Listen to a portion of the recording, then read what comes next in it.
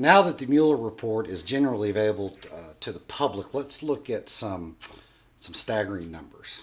1, pissed off president for the past 2 years. 7, people that have pled guilty or been convicted. 13, a lucky number we'll get to in a second. 19, number of attorneys that worked in Mueller's office. 34, number of people that have been indicted. 40, number of FBI agents, intelligence analysts, forensic accountants, and other professional staff used during the investigation. 42, number of people that were interviewed by Mueller or his team. 500, number of warrants that have been executed.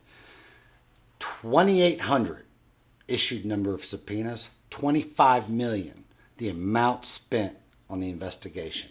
So back to that lucky number 13. The Attorney General on April the 18th told the American people during his press conference the president didn't commit a criminal offense 13 times.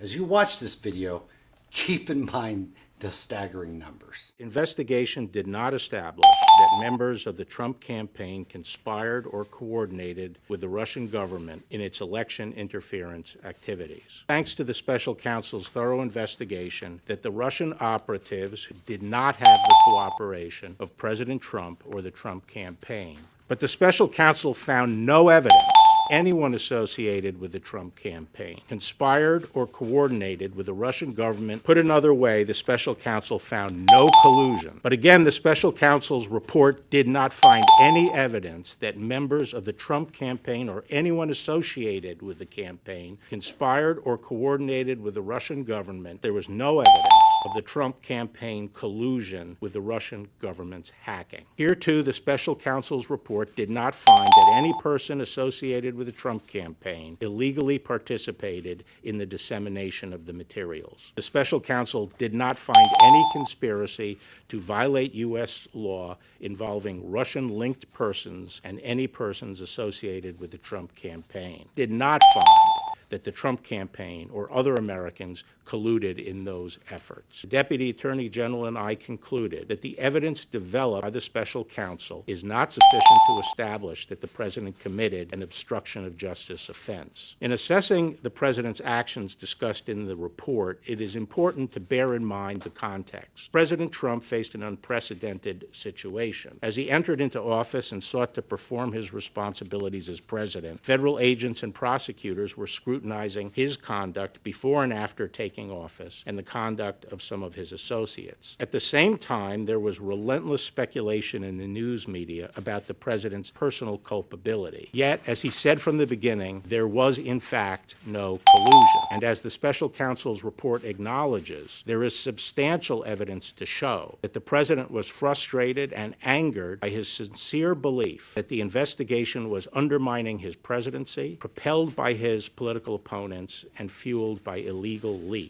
Nonetheless, the White House fully cooperated with the special counsel's investigation, providing unfettered access to campaign and White House documents, directing senior aides to testify freely, and asserting no privilege claim. And at the same time, the president took no act that in fact deprived the special counsel of the documents and witnesses necessary to complete his investigation. Apart from whether the acts were obstructive, this evidence of non-corrupt motives weighs heavily against any allegation that the president had a corrupt intent to obstruct the investigation. The president confirmed that in the interest of transparency and full disclosure to the American people, he would not assert privilege over the special counsel's report, and no material has been redacted based on executive privilege. The president's personal lawyers were not permitted to make and did not request any redactions. Thus, these members of Congress will be able to see all of the redacted material for themselves, with the limited exception of that which by law cannot be shared. I believe that this accommodation, together with my upcoming testimony before the Senate and House Judiciary Committees,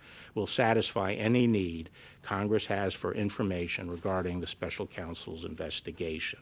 Look, I don't care if you're a Republican, Democrat, communist, or socialist. Put yourself in the president's shoes. I mean, come on. Throughout the first 2 years of his presidency, the Department of Justice, in short of coordination with the media, the Democratic Party, and I'll go as far as say his own party, plotted against him to overthrow his presidency, or at least tarnish his presidency to the point he couldn't get reelected or wouldn't seek reelection.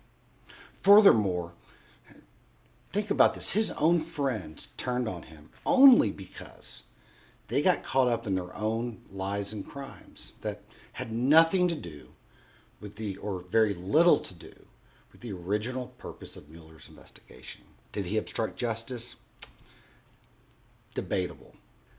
Got to give the guy a break.